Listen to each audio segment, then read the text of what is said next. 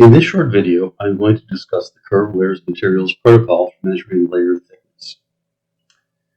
To load the protocol, simply select the Count Size menu, select the Protocols button, and in the Materials collection, scroll to the Layers and select the Curved Materials protocol. Pressing the Load button, the protocol is now loaded. All protocols include a demonstration image or an image set. For this particular protocol, select the drop down next to the Reset button, Load Demo, and have Open Demo Image checked. This is an example of what the protocol is designed for, measuring the layer thickness of curved or bent materials. As you can see, it curves around the substrate. Next, press the Sync button. First, we're going to select the setup, which is going to determine how we're going to measure this curved layer. In this case, since this is a color image, I'm just going to select color. You could use individual color channels if you'd like to. How many layers? There's only a single layer. And then to measure the silicon carbide, I'm going to select, again, I can look on the same image, in this case, color. Since we're doing a setup, I'm going to set this to interactive, and then press the Next Step button. In the setup, there's a few choices here about how to determine the orientation of the layer. By default, the protocol is set up to use the magic wand, which is done in this section, where a layer's orientation is selected by magic wand. And then we have a few other setup choices here. So starting off, I'm going to use the magic wand to segment that layer. And again, this is determining the orientation, not the thickness at this point. Pressing the OK button, then you'll see a series of arrows to show the directionality of how the layer thickness will be measured. You have a few choices about how many measurement lines. Offset, where you can bring this, you can adjust from the sides of the image to bring it in from the edges. Here, this is actually useful in other protocols where if there's measuring horizontal or vertical layers, you can have an offset.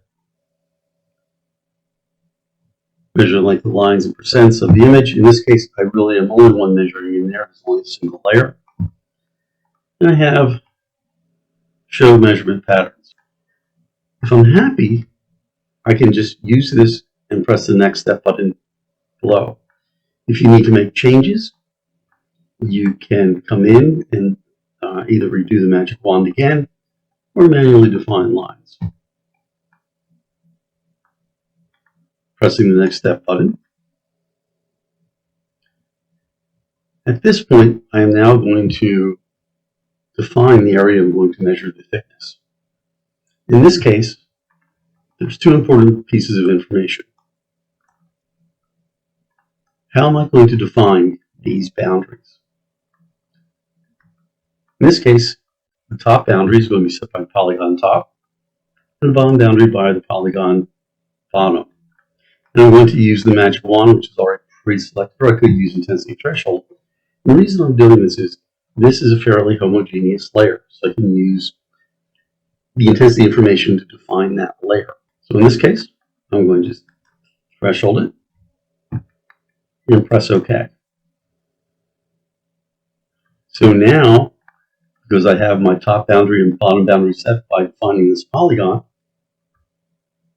I can now come in and press the Next Step button. As always, there are some options.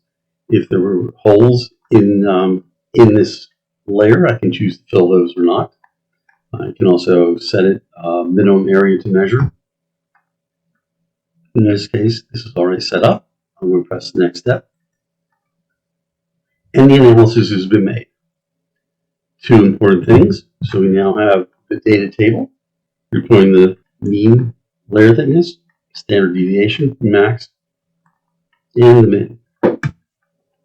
In addition, you have another version of that data table, your choice about what you like to export. Nice thing is, with a snapshot, you can export this directly to Excel. In addition, a standard report is included with the layer thickness protocol, which can be accessed from here. We have a separate video on how to set these up and how to access those for And we have a separate video available for how to select and use these reports. At this point, we can now export the data. And I press the Finish button. At this point, I can select another image and go through and do the analysis. As long as I'm doing these images interactively, they will just append to this data table.